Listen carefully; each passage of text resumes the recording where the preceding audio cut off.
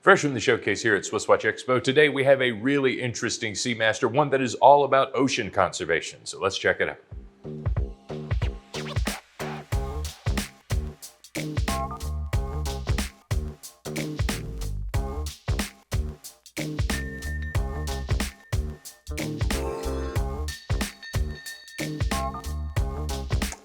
Hey guys, so as you know, there's a ton of special edition Seamasters here. So many unique offerings in this entire line, it would be impossible to even articulate all of them or even give you a rough summary. But here's another really interesting one that I think is a super unique look, and it's for a fantastic cause, and it looks awesome, and it'll make a fantastic addition to anybody's collection. It is the Nekton Edition Seamaster. This is a current production model, so as such, it's going to have a lot of features of a new Omega Seamaster, particularly 42 millimeter case. Also has the wave dial, which has not only been reintroduced to what people would find familiar from the original Bond watch, but I think is done so incredibly well here. And I'll get into how they did it later. What makes this a unique watch is that this is a collaboration with the Nekton Institute, which is a nonprofit research facility, entity. I'm not really sure what you would describe the name of this organization, but they're all dedicated to ocean conservation. As such, so is Omega, which is one of the great things I love about this watch. It's a fantastic foundation that's doing great work all over the world. This isn't even like an American-based institute. They are doing work on all oceans across all corners of the globe. So of course, Omega wanted to do something special for such a group, and this watch is definitely that.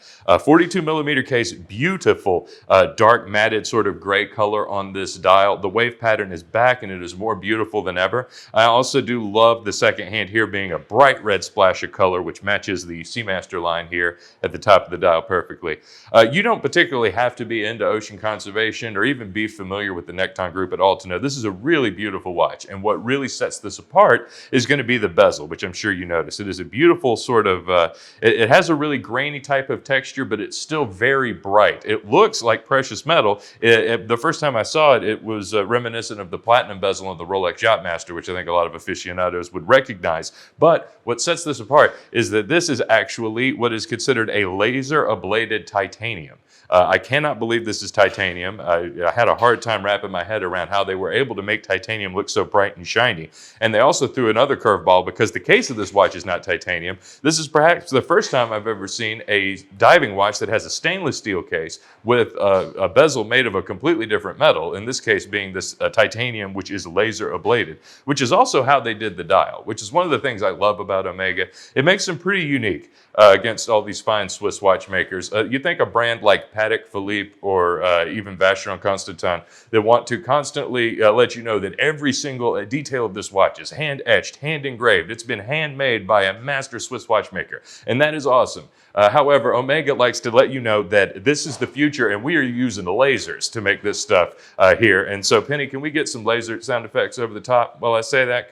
We'll fix this in post. So anyway, laser sound effects, because this watch is made using the most futuristic technology. I think that's a great part of Omega's brand DNA. And as such, that's why you're able to get such a fine Swiss timepiece at a fraction of the cost of some of these others. But when you look at the style of this watch, when you look at just how big and loud it is, you can tell this is definitely not the type of watch that one of these really, older, more conservative brands like Patek would ever really make. I mean, there is never going to be an Aquanaut or a Nautilus that looks anything like this. And that's certainly why I would love to own this watch, more so probably than I would an Aquanaut or a Nautilus if we're not considering price here. One last thing, this is exclusively on a rubber strap, which I think is great for a watch that is supposed to make you think of the ocean all the time. This is not something that's really meant to be worn as even like a dressy or even something that would necessarily go with any sort of dress attire at all. This is something that's firmly meant for the ocean. It is not only constructed, but of course, much like the Nekton organization,